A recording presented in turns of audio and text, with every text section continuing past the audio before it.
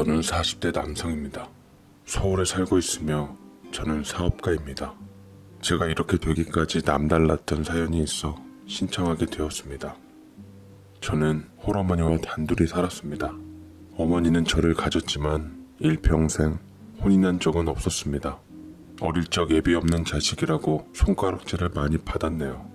특히나 제가 살던 곳은 한 집 건너 한 집 건너면 사돈의 팔촌까지 누구인지 다 아는 그런 조그만 시골 읍이었습니다.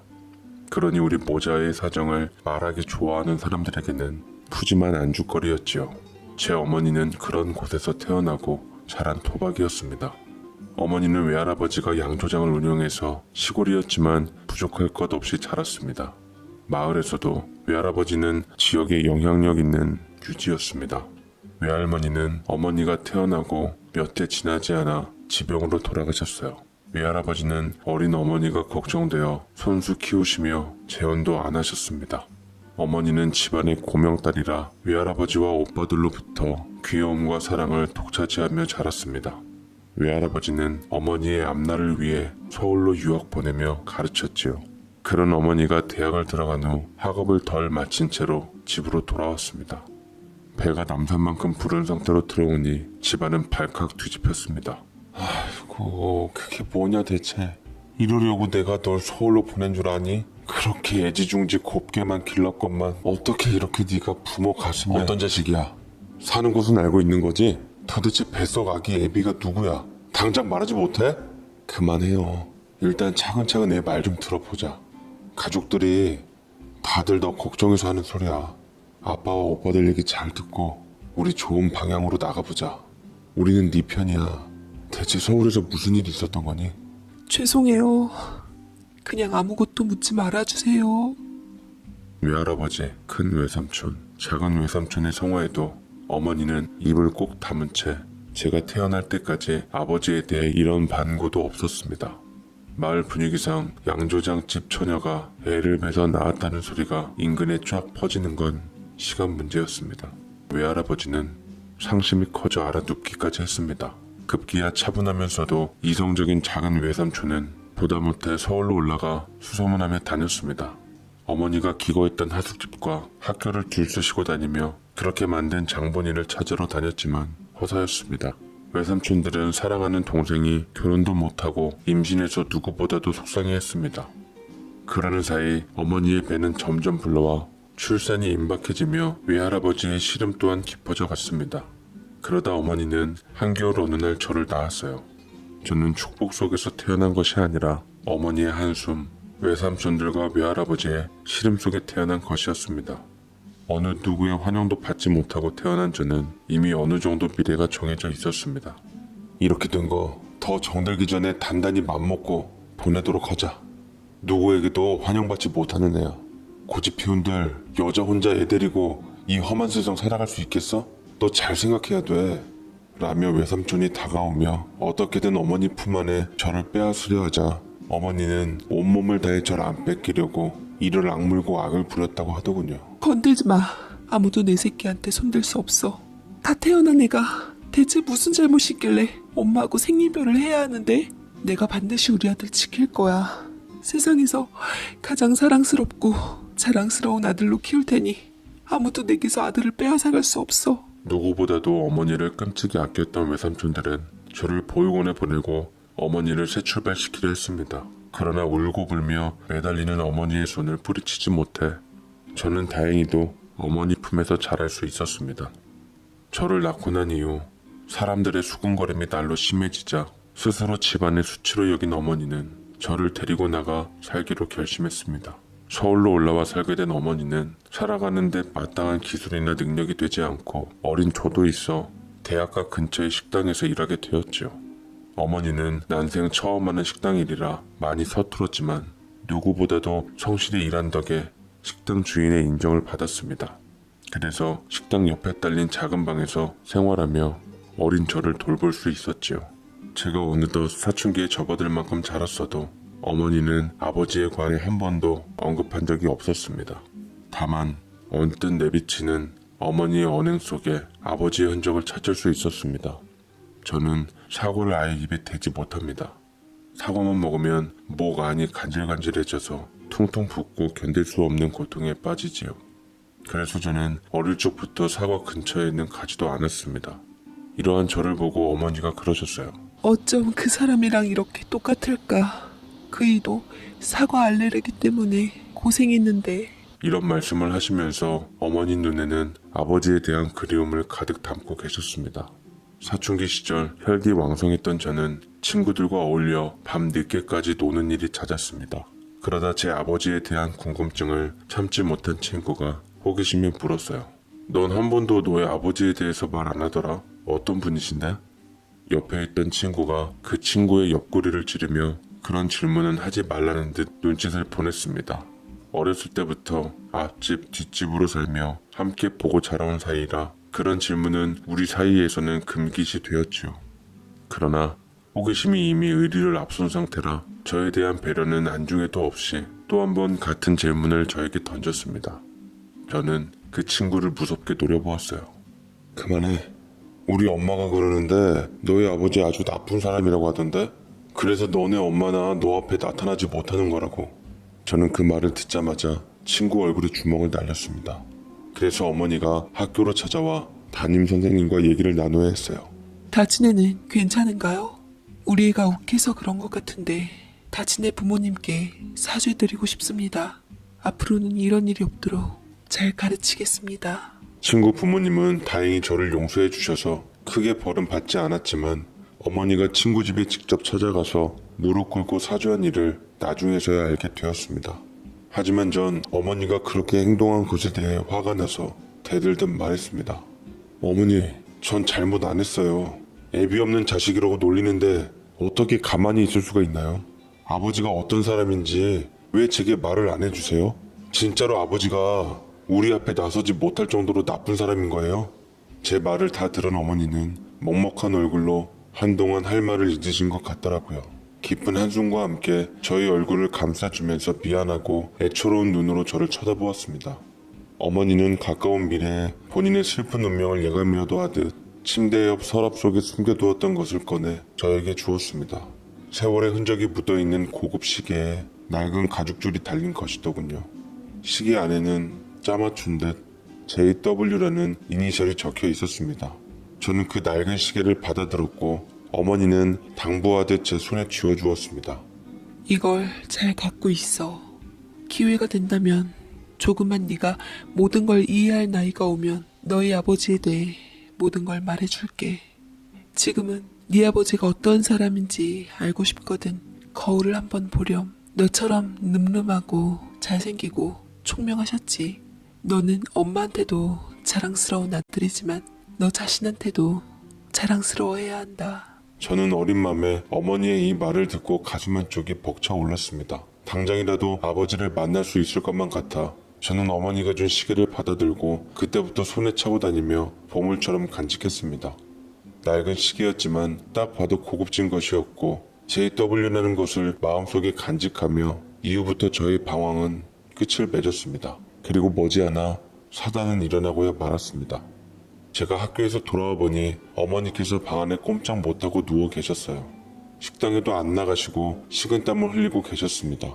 한 번도 그런 적이 없었던 어머니가 그러고 계시니 제 속에서 뭔가 쿵하고 떨어지는 느낌이 들어 책가방을 내동댕이 친 채 얼른 어머니께 등을 보였습니다. 어머니, 얼른 제게 업혀요. 얼른 병원에 가요. 안색이 너무 안 좋아요. 괜찮다. 이렇게 좀 쉬고 나면 좋아질 거야. 걱정 말고 오늘 저녁은 네가 알아서 챙겨 먹을 수 있지? 엄마가 오늘은 좀 힘에 부쳐 쉬고 싶어서 그래. 조금만 이해해 주렴. 그 와중에서도 어머니는 자식 밥 못 챙겨 먹을까 걱정해 주셨고 기운 하나 없는 어머니 목소리를 들으니 제가 그동안 속썩인 게 죄송하고 정말 속상했습니다. 밤새 끙끙 앓으시는 것이 제 어린 생각에도 심상치 않았어요. 어머니는 몇 개월 뒤 식당 일을 그만둘 수밖에 없었어요. 잦은 고통을 이기지 못했던 어머니가 병원에 입원하시고야 말았던 거죠. 보호자가 있어야 수술할 수 있다는 말에 어머니는 많이 주저했습니다. 그리고 망설이다가 결국은 외삼촌들에게 연락했습니다. 14년 만에 형제의 해우였습니다. 혜주야, 너 그동안 어떻게 산 거냐? 이 지경이 된 후에야 연락을 하면 도대체 어쩌자는 거야. 이 미련한 거사. 모든 게 내 책임이에요. 그냥 모두에게 패기치고 싶지 않아서 떠났던 건데 지금에서야 염치 없이 연락드려서 미안해요, 오빠. 모든 일을 내팽겨치고 달려온 두 분 외삼촌은 수술 동의서에 서명하고 난 후 달라진 어머니의 모습을 보고 눈가가 붉어지셨지요. 거칠어진 손마디와 나이보다 더 들어 보이는 어머니의 외양은 어떻게 살아왔는지 모든 걸 대변해주고 있었습니다. 그리고 외삼촌들은 먹먹한 심정으로 심각한 얘기를 나누었습니다. 아무래도 예감이 안 좋아. 어머니를 돌아가시게 한 그 몹쓸병이 해주에게까지 유전이 되다니. 마지막까지 어머니 모습이랑 비슷한 게 대체 어쩌면 좋냐. 누구보다 잘 살 수 있었던 녀석이 지 팔자 지가 꼬더니만 이대로 떠나가면 대체 돌아가신 부모님을 어떻게 보라고. 나쁜 녀석 같으니. 어머니는 외할머니와 같은 병명을 진단받았습니다. 일종의 목의 질환이었던 거죠. 그래서 두 분 외삼촌들의 얼굴이 어두웠던 모양이었습니다. 어머니는 희귀 질환이었던 탓에 수술하고서도 예후가 좋지 않은 데다 외할아버지가 어머니로 인해서 얼마나 한많은 인생을 사셨는지, 그간 어머니를 얼마나 보고 싶어 하셨으며 그리워하셨던지 마지막까지 막내딸 이름을 부르며 한많은 삶을 마감하셨던 얘기를 들은 후 어머니의 건강은 급격히 더 나빠지셨습니다. 어머니는 마음 정리를 하는 듯 쓸쓸하게 저를 보고 아껴둔 말씀을 하셨습니다. 그동안 얼마나 나를 원망했겠니. 어미 노릇도 제대로 못하고 마지막까지 또 너에게 미안하다. 내가 죽은 뒤 아버지를 찾아가거라. 너희 아버지도 너의 존재를 모를 수도 있을 거야. 너의 손목이 차여진 시계를 가지고 너희 아버지를 찾아가 보여주면 아마 너를 알아보실 거다. 어머니, 제 아버지가 누군가요? 네 아버지는 회사를 운영하는 기업인이고 그 사람의 이름은 김. 라고 말씀하시며 울컥 각혈을 하셨고, 이내 힘겨운 숨을 다 몰아내 쉰 어머니는 그 말만 남기고 짧았다면 짧은 생을 마감하신 후 눈을 감지 못한 채 저 세상으로 가셨습니다. 저는 소리내어 오열했습니다. 아버지 이름을 못 들은 것 따위는 이제 안중에도 없었어요. 다만 더 이상 어머니를 마중하러 가지 못한다는 사실에 절망했습니다. 옆에서 어머니의 마지막을 지키던 외삼촌들도 불쌍하고 가련한 내 동생을 찾으시고 슬픔을 토해내면서 감지 못한 어머니 눈을 감겨드렸습니다. 어머니가 돌아가시고 난 후 저는 한참이나 방황했습니다. 시계를 보며 끝까지 듣지 못한 아버지의 김이라는 성 외에 이름과 정체를 알지 못한 채 그저 어머니 못지않게 한많은 시간을 흘러보냈습니다. 학생이었던 저는 양조장을 운영하시는 큰 외삼촌 댁에 가서 미운 오리새끼로 살게 되었습니다. 그래도 저에게 정이 없던 큰 외삼촌과는 달리 큰 외숙모는 저를 안타까워하며 잘 돌봐주셨어요. 외숙모는 결혼한 지 오래되었지만 슬아의 아이가 없었기에 저를 더 그렇게 챙겨주는지도 모릅니다. 철따라 옷을 사주고 용돈도 아낌없이 주셨어요. 그러다 큰 외삼촌에게 들켜 큰 외숙모가 혼이 나기도 했습니다. 밥 먹여주고 잠 재워주는 게 어딘데 뭐하러 저런 자식 챙겨. 저 자식이 우리 해주 인생을 망친 거나 다름없는데 당신 한 번만 더 그러다 들키면 그땐 내가 가만 안 있어. 그러지 좀 마요. 어린애 앞에 두고 그게 무슨 막말이에요. 어른들의 잘못을 애한테 몰아붙이면 아가씨 잃은 당신 마음이 나아져요? 외숙모는 끝까지 제 편을 들어주었고, 반면 외삼촌은 어머니가 힘겨운 삶을 살다 돌아가신 게 모두 제 탓이라 여겼는지 곁을 내주지 않았습니다. 마음씨 좋은 외숙모는 저를 진심으로 자식처럼 챙겨주었습니다. 그 마음이 고마워서 외숙모가 술을 빚는 양조장의 일을 할 때 일손이 부족하다 싶으면 스스로 돕고자 했죠. 덕분에 그곳에서 저는 술을 만드는 기술을 어설프게나마 익힐 수 있었습니다. 큰 외숙모의 진심이 전해져서 그랬는지 저도 돌아가신 어머니 대신 큰 외숙모를 잘 따랐습니다. 무슨 일이 있으면 꼭 외숙모를 찾았고 의논 드렸습니다. 아마도 외숙모가 없었으면 전 벌써 엇나가서 어떻게 될는지는 모르겠네요. 어쨌거나 힘든 시기를 잘 견뎌내고 전 대학에 들어갔습니다. 어머니가 남겨놓은 얼마 되지 않는 재산과 외할아버지에게 물려받은 재산이 제 대학 등록금과 생활비가 되었지요. 남은 돈은 넉넉하지는 않았지만 독립할 만큼의 자금은 되었습니다. 그래서 대학 다니면서부터 쭉 혼자 살게 되었네요. 방학 때 한 번씩 외숙모가 그리워서 내려가면 갈 때마다 외숙모는 제가 좋아하는 음식들로 가득 차려놓고 저를 기다렸습니다. 그에 비해 큰 외삼촌은 여전히 싸늘했기에 외숙모는 늘 눈치를 보고 있었습니다. 어느 날에는 반찬 한가득과 과일을 잔뜩 짐지고 갖고 오셨더라고요. 내가 반찬에서 한 번씩 찾아가고 싶어도 눈치가 보여 못 가니까 온 김에 많이 먹거라. 아휴, 딱한 것. 혼자서 얼마나 고생이 많았으면 볼이 쏙 들어갔네. 그래도 외숙모 덕분에 내가 이 세상을 살아갈 만한 의미는 찾았던 셈이었습니다.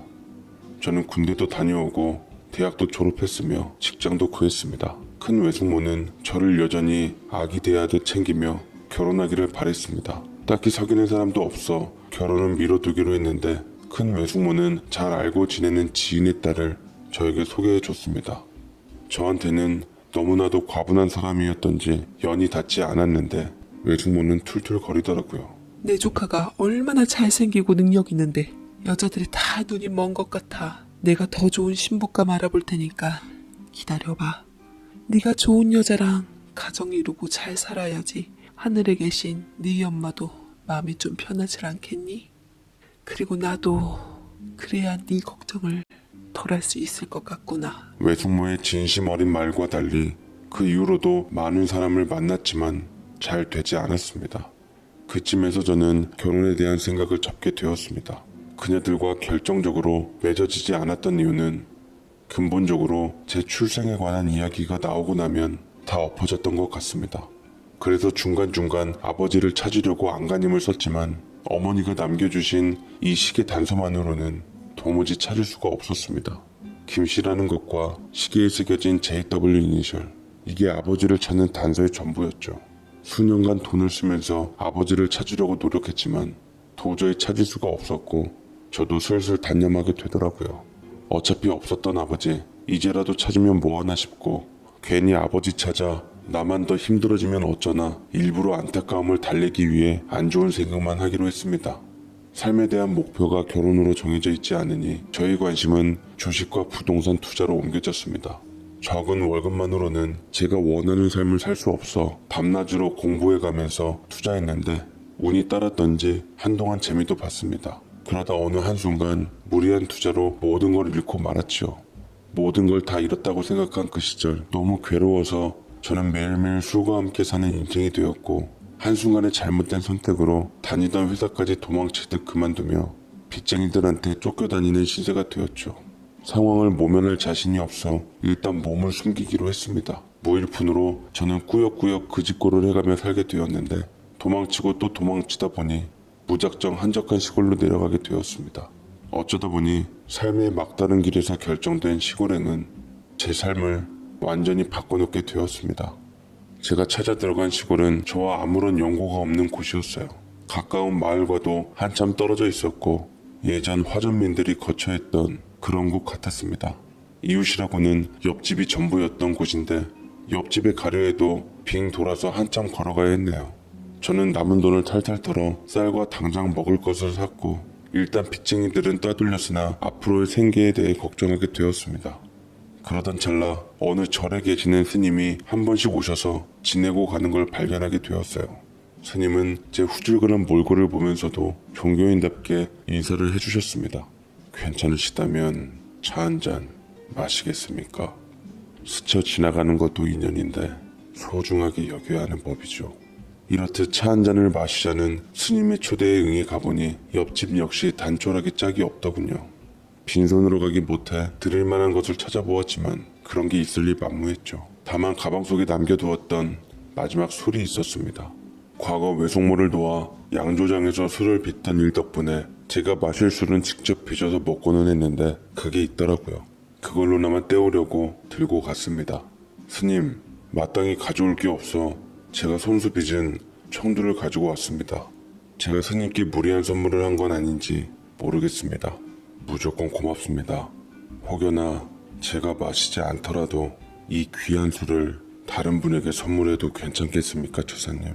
저는 무조건 괜찮다고 했습니다. 만약 제가 빚은 술이 입맛에 맞으시다면 재료값만 주면 제가 직접 담가드리겠다는 빈말도 집어넣었죠. 스님은 고깝게 듣지 않으며 크게 웃고는 그러겠다고 했습니다. 저는 그렇게 스님과 인연이 되었어요. 스님은 제 처지를 알았던지 오다 가다 식량이 떨어질 때쯤 귀신같이 알고서 쌀과 반찬 등을 놓고 가곤 했습니다. 제가 어딜 가든 먹을 복이 많았던지 예전엔 어머니가 챙겨주시고 그 다음 외숙모, 이제는 스님까지 챙겨주니 부모 복은 없지만 식복 하나는 끝내주게 있다 싶었습니다. 그곳이 한적한 곳이라 좋았지만 하루 종일 집에만 있는 것이 무료했습니다. 그래서 스님이 저를 찾아왔을 때 언감생심 돈 좀 꿔주실 수 있냐고 물었습니다. 처음엔 허투루 들으셨는지 별 반응이 없으셨지만 다음날 제 문 앞에는 10만 원이 담겨진 봉투가 있었습니다. 저는 큰 외삼촌 집에 있으며 어깨 너머로 배웠던 막걸리를 빚다 전통주에 관심을 가지게 되었고 그 10만 원으로 필요한 재료들을 샀습니다. 고조리서를 뒤져가며 여러 종류의 술을 연구하고 빚다 보니 제 속에 꺼져 있던 활력이 되살아나는 것 같았습니다. 그렇게 만든 것을 저도 인근 마을 노인들처럼 술을 가지고 장에 나가 팔아보기도 했습니다. 반응이 나쁘지 않았고 번 돈으로 또 다른 술들을 만들었습니다. 이렇게 돈푼이나마 모아서 스님에게 10만 원을 돌려드렸고 나름 빚쟁이 신분에서 소소한 재미를 찾아가고 있을 때 제 삶에 커다란 이변이 일어났습니다. 장에 내다 팔던 가양주를 우연찮게 그 지역 축제 담당 관련자가 마셔보는 일이 있었는데 제 인생을 바꿔줄 제안을 했던 거죠. 선생님 술맛이 다채롭고 깊은 게 좋은 편인데 혹시 괜찮으시다면 지역 축제에 빚으신 술을 선보일 수 있겠습니까? 라고 물었고 저는 좋은 소식인지라 흔쾌히 승낙을 하게 되었습니다. 축제날 당일 부스 하나를 얻어 홍보와 판매를 동시에 했는데 없어서 못 팔 지경에 이르렀지요. 많은 양의 예약 주문까지 받은 저는 한동안 술을 빚는 것 때문에 정신이 없을 정도였습니다. 지역 축제가 끝나고 주문받은 술을 빚으며 밤낮 가리지 않고 일했습니다. 그러던 중 옆집의 스님도 잠시 발길을 끊으시다가 몇 개월 만에 오셨지요. 그런데 오시자마자 저를 찾더니 좋은 소식을 전해줬습니다. 제 술이 뭔가 행운을 가져다 주려고 했던지 또 술에 관련된 얘기였어요. 사실은 그때 선물 받은 전통주를 제가 몸담고 있는 절에 자주 오는 처사님께 선물 드렸답니다. 그런데 드셔보시고는 술을 직접 빚으신 분을 한번 만나보고 싶다는 의사를 전하셨어요. 괜찮으시다면 함께 가지 않으시겠습니까? 라며 말씀하셨는데 제가 조금만 한가해도 기꺼이 가보겠지만 저 역시 술에 관련된 주문을 잔뜩 받았던지라 잠시도 딴청을 피울 새가 없다며 양해를 구했습니다. 그렇게 물러날 줄만 알았는데 스님은 다시 한번 제게 청하더군요. 그분은 앓고 계신 지병이 있으신데 처사님이 주신 술을 드시고 한동안 평안해지셨다고 합니다. 그래서 꼭 뵙고 싶다고 간청하는데 거절할 수가 없었어요. 만약 너무 바쁘시다 하면 모레쯤 이곳에 모시고 올 테니 한 번만 만나주세요. 라고 하셨고 스님의 이야기를 듣고 저는 생각 후에 알겠다고 했습니다. 제가 빚은 술로 그분의 몸이 좋아졌다고 하니 술이 아닌 약주를 만들었다는 생각에 한편으론 보람되더라고요. 며칠 후 스님의 집에 손님이 찾아왔습니다. 스님의 연락에 하던 일을 마무리 짓고 찾아뵈러 나갔습니다. 스님 저 왔습니다. 안에 계신가요? 몇 번을 불러도 안에서는 인기척이 없었습니다. 저를 기다리다 잠시 출타한 것 같아 문을 열어보니 잠겨있지 않고 열리더군요. 다시 한번 불러보았습니다. 안에서 희미한 고통 어린 소리가 들리는 것 같았지요. 제 말을 듣고 반응하듯 기척이 느껴져 저는 불안한 예감을 안고 안으로 들어갔습니다. 방 안에 들어가니 백발의 노인이 누워서 괴로워하고 있었습니다. 놀란 저는 순간 예전의 병상에서 힘겨워하셨던 어머니를 떠올려 앞뒤 가리지 않고 얼른 노인 곁으로 다가갔습니다. 노인은 의식이 있는 상태였고 천천히 떨리는 손으로 뭔가를 가리켰는데 그곳을 보니 약봉투가 놓여 있었습니다. 그걸 가져다 달라는 표현인 것 같아 얼른 약과 물을 입에 털어 넣어 드렸습니다. 노인은 약을 삼킨 뒤 정신이 들었는지 눈빛에 생기가 돌아오더군요. 가슴을 움켜쥐었던 손에서도 힘이 빠지고 제자리로 돌아왔습니다. 누이신지는 모르겠으나 고맙습니다. 덕분에 살았어요. 그쪽 아니었으면 정말 큰일 날 뻔했어. 이 은혜를 어떻게 갚아야 할지. 그리고서 몸을 추스르며 경계하는 듯한 눈빛이 순간 스쳐 지나가는데 저는 노인에게 괜찮다고 말하며 꾸벅 인사를 하고는 안심시켜주기 위해 자리를 일어섰습니다. 뒤통수에서 제게 시선을 떼지 않았던지 따끔따끔하더라고요. 그때 밖에서 스님이 돌아왔는지 기척이 들렸습니다. 스님은 방에서 나오는 저를 보고 기분 좋게 웃으셨습니다. 손에는 뭘 사왔는지 장바구니가 잔뜩 두둑하니 있더라고요. 서로 인사들 좀 하셨습니까? 먹을 것이 없어 손님들에게 대접하고 싶어 장만해 왔습니다. 과일들이 아주 신선하고 좋더군요. 제가 좀 준비해 볼 테니 잠시만 기다리십시오. 라며 장바온 것을 주섬주섬 챙긴 스님이 과일을 내어왔습니다.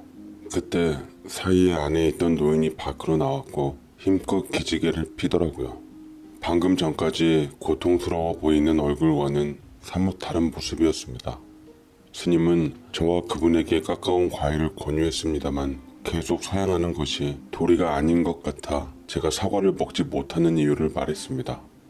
제 이야기를 들은 스님보다 옆에 앉아있던 노인이 놀란 눈으로 저를 뚫어지게 쳐다보더군요. 살다 보니 나 같은 사람이 또 있구만.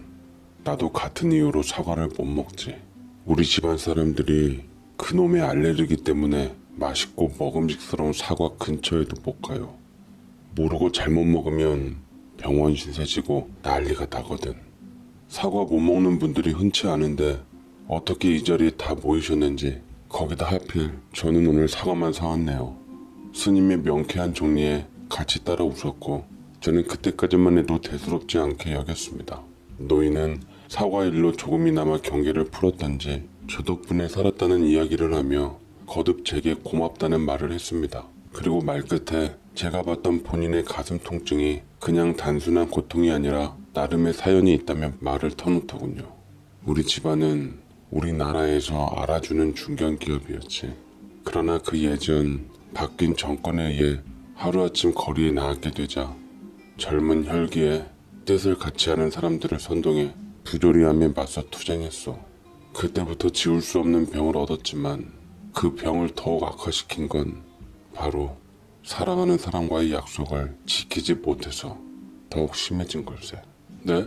뜬금없이 툭 튀어나온 노인의 예기치 못한 로맨틱한 말에 실수가 터졌고 노인은 제 맘을 눈치챈 듯 덩달아 웃어 보였습니다. 지금은 과거 청산으로 인해 다는 아니지만 우리 아버지가 읽어놓았던 기업을 일부 돌려받아 경영하고 있는 사람이다. 하지만 일선에서 일하며 얻은 스트레스로 인해 자주 가슴병이 도지더군. 그런데 자네가 빚은 술을 먹고 가슴 통증이 완화되어 찾게 된 거야. 생각해보니 여러 번 신세를 지게 되는구만. 그것도 고맙네. 저는 그 얘기를 듣자 오히려 제가 고맙고 감사했습니다. 제가 빚은 술로 한 사람을 치유할 수 있다는 것에 대해 큰 자부심이 들었으니 말입니다. 다음날 노인은 저를 친숙하게 대하며 제가 술 빚는 것을 구경하며 돕고 싶다고 하더군요. 저도 많이 받은 주문 탓에 손이 모자랐는데 그렇게 말해주니 오히려 제가 더 반색했습니다. 나름 한 기업의 오너라는 분께서 굳은 일을 마다 않고 해주는 것도 고마웠지만 보잘것없는 저를 존중해주는 모습 또한 인상 깊었습니다. 저 혼자 있으면 며칠 걸려 했어야 할 일을 도와준 덕분에 정말 빨리 할 수 있었지요. 고두밥에 노력을 넣고 치댄 밑술을 항아리에 다 담고 품온을 유지하려 이불을 덮어 두었습니다. 술 항아리가 많아 덮어야 할 이불이 모자라 제가 덮고 자던 이불도 동원되었지요. 회장님 덕분에 주문량을 다 맞추게 되었네요. 오늘 너무 무리하신 것 같아 제가 죄송하게 생각합니다. 이불만 좀 더 챙겨주시면 감사하겠습니다. 제 말을 다 들은 노인은 제 방으로 이불을 가지러 들어갔습니다. 방 한 구석에 가지런히 놓여있는 이불을 들고 나오는 순간이었는데 어쩐 일인지 정지된 화면인 듯 노인이 어딘가를 향해 미동 없이 시선을 떼지 않더라고요. 저는 회장님을 두어 번 불렀으나 응답이 없어 다가갔고 그는 책상 위 어지러져 놓인 책들에 시선을 못 떼고 있었습니다. 회장님, 왜 그러세요? 그는 제 말에 번쩍 정신이 들고는 무심결에 쳐다보았고 매번 느긋했던 동공이 심하게 흔들리며 불안해 보였습니다. 그는 들고 나가려던 이불을 내려놓고 이끌리듯 책상 위로 다가섰지요. 노인이 잊지 못하는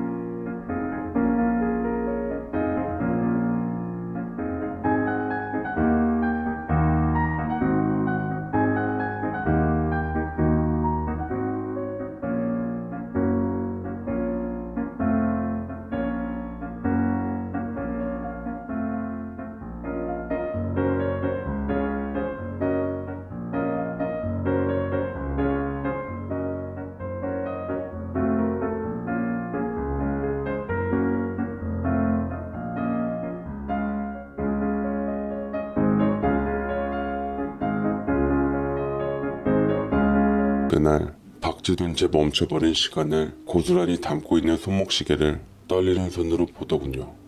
저는 어머니의 유품인지라 누구에게 함부로 다루게 할 수 없어 한 걸음에 달려가 손목시계를 재빨리 낚아챘습니다. 알만하신 분이 왜 함부로 남의 물건을 만지십니까? 아무리 회장님이라도 제 물건을 허락 없이 만지는 건 아니라고 생각합니다. 그 시계 대체 어디서 난 거요? 이건 저희 어머님 유품이에요.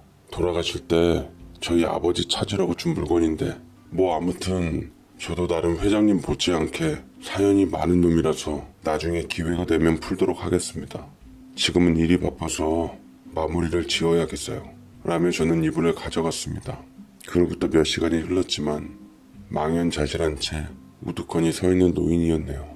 지금에서야 돌이켜보면 그는 마치 어떠한 것에 꽂혀 그 인과관계를 찾으러 다니느라 시공간을 넘나들고 있는 것 같았습니다. 그리고 마지막 남은 하나의 조각이 맞춰지자 노인의 손은 떨렸고 눈빛은 일렁이는 듯했죠. 바보같이 저는 아무것도 몰랐지만요. 한참이 지나도 노인이 나오지 않아 저는 처음 봤을 그때처럼 노인이 쓰러져 있을까봐 제 일을 멈추고 제 방으로 달려 들어갔습니다. 그날따라 유달리 심장은 혹시나 하는 마음에 방망이질하며 멈추질 않았지요. 노인은 무사했고 공허한 얼굴로 입을 열었습니다. 아까 그 시계를 내게 한 번 더 보여줄 수 있겠나? 부탁함세. 라고 말씀을 하셨고 저는 왜 그러냐고 그건 제게 소중한 물건이라 낯선 이한테 꺼내줄 수 없다고 하니 그답지 않게 제게 매달리기 시작했습니다. 절실해 보였고 애처로워 보여 저는 원하는 대로 주머니에 있던 어머니의 유품 시계를 다시 상에 꺼내 놓았고 그는 늘 간직하던 어머니 유품과 저를 번갈아 보며 손에 꼭 쥐고는 흐르는 눈물을 주체하지 못했습니다. 도무지 알 수가 없었던 저는 그런 노인이 답답할 노릇이었죠. 최 선생, 이제 일이 마무리되었으면 그 손목시계에 대해 말해줄 수 있겠소? 아까 얼핏 듣기로는 어머니께서 아버지를 찾으라고 내어주셨다고 하는데 내가 잘못 들은 게 아니라면 정말 그것이 사실인 것이오? 네, 그건 저희 모친이 돌아가시면서 저한테 남겨주신 유품입니다. 말씀대로 그걸로 아버지를 찾으려고 사방팔방으로 노력했지만 돈만 날리고 의미 없는 세월만 보냈죠. 이제 포기했어요. 보면 맘만 아프고 미련만 생길 것 같아 진작 처분하려고 했는데 차마 어머니 유품이라 또 그렇게는 못하겠더라고요. 이러지도 못하고 저러지도 못하고 소중한 물건이긴 하지만 이 애물단지를 달고만 다니는 중입니다. 혹시 모친의 성함이 최혜주입니까? 옛날에 양조장 하던 집 사랑받던 막내딸인 걸로 기억하는데 맞아요. 저희 어머니를 어떻게 아세요? 저희 어머니에 대해서는 말씀드린 적이 없었는데 저는 일순간 등골이 쎄해져 온몸에 전율이 흘렀고 이제까지 보도 듣도 못한 감정에 휩싸여 그에게서 눈을 뗄 수가 없었습니다.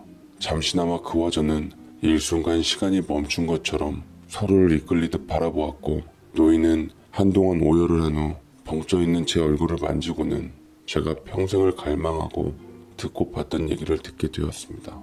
세상에 이런 일이 생겨버리다니 설마 했는데 정말로 그 사람이 너를 낳은 줄은 몰랐다. 지독하게 서로를 사랑했던 젊은 날에 내 곁을 떠난 너희 엄마를 찾기 위해서 나 또한 최선을 다했어. 이것만은 진심으로 믿어주길 바란다. 비록 다른 사람과 가정을 가진 와중에서도 내 가슴 속에는 평생을 그 사람을 못 잊고 있었는데 그 사람이 그렇게 가기 전에 내가 먼저 찾았더라면 너에게까지 되지지는 않았을걸. 미안하다. 그 이야기를 듣는 순간 저는 온몸에 힘이 빠진 채 노인의 품속에 계속 안겨 있었습니다. 제 나이 40 가까이 되도록 실체 없는 그리움 때문에 힘겨워할 때 저를 괴롭힌 그 실체를 마주하니 제 안의 모든 것이 풀어헤쳐지는 듯했지요. 아직도 그때의 표현할 수 없는 그 감정을 잊지 못합니다. 그날 저는 그토록 찾아 헤매었던 제 아버지와 만나게 되었습니다. 감동적인 부자상봉에 오열하는 와중에서도 고생만 하고 돌아가신 어머니가 그리웠지요. 이 순간의 기적을 못 본 어머니가 더 마음이 아팠습니다. 어느 정도 진정이 된 아버지는 그 시절의 이야기를 마저 들려주셨습니다. 80년대 혼란했던 시절 세상을 어지럽혔다는 이유로 쫓기던 아버지가 어느 집으로 숨어 들어간 곳은 어머니가 서울에서 유학 시절을 보냈을 때 기거했던 하숙집이었습니다. 그것도 어머니 방으로 들어갔다고 하더군요. 상처 입은 아버지를 보고 기겁했던 어머니는 우선 사람만은 살려야겠다는 생각에 정성스럽게 치료해 주었다고 했습니다. 어머니는 아버지에 관해 아무것도 묻지 않았고 아버지도 어머니에 관해 아무것도 묻지 않았다고 했습니다. 혹여나 서로의 신상을 알게 되면 잘못될 것을 알았기에 암묵적으로 그랬다고 하더군요. 어머니의 하숙방에 숨어든 아버지는 어머니 덕택에 상처가 아물어 은신할 수 있었습니다. 어머니는 아버지를 치료해주면서 아버지가 싫지 않았고 이미 어머니의 고운 모습과 마음에 넋이 나간 아버지는 어머니에게 청혼했다고 했습니다. 그렇게 함께한 두 사람은 앞날을 약속했다고 하더군요. 그 약속을 지키기 위해 아버지가 차고 있던 시계를 건네며 시계의 시간을 멈춘 후 꼭 다시 온다고 했었습니다. 그날 아버지는 잠복 중이었던 형사에게 잡혀갔다고 했습니다. 그게 마지막이 될 줄 몰랐다며 아버지는 통탄스러워 하셨습니다. 그게 마지막이 될 줄은 몰랐다. 정말 몰랐어.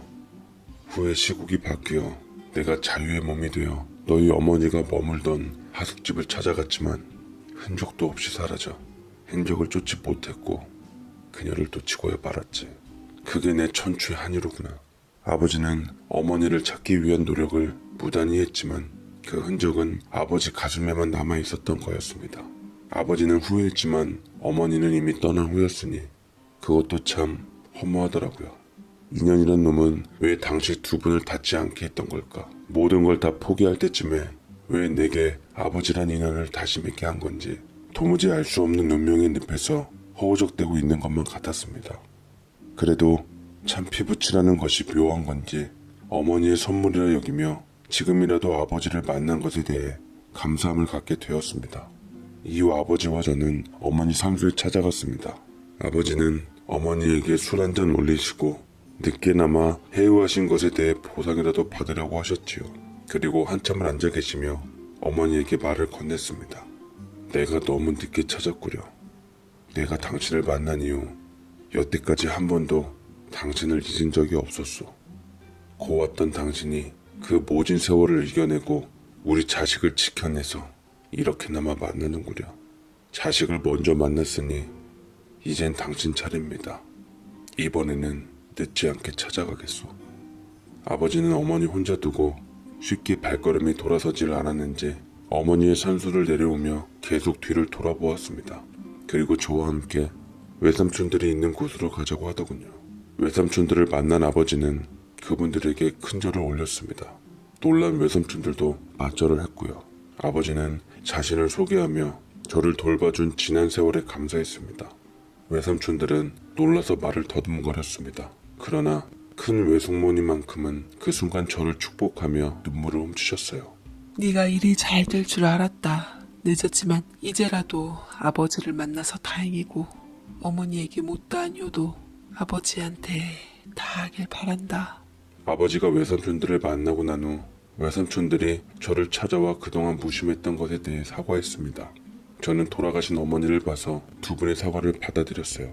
아버지는 제가 만든 약주로 가슴 통증을 이겨내시다가 어느 날 어머니에게 약속한 것이 생각나셨는지 잠자듯 평안하게 어머니를 만나러 가셨습니다.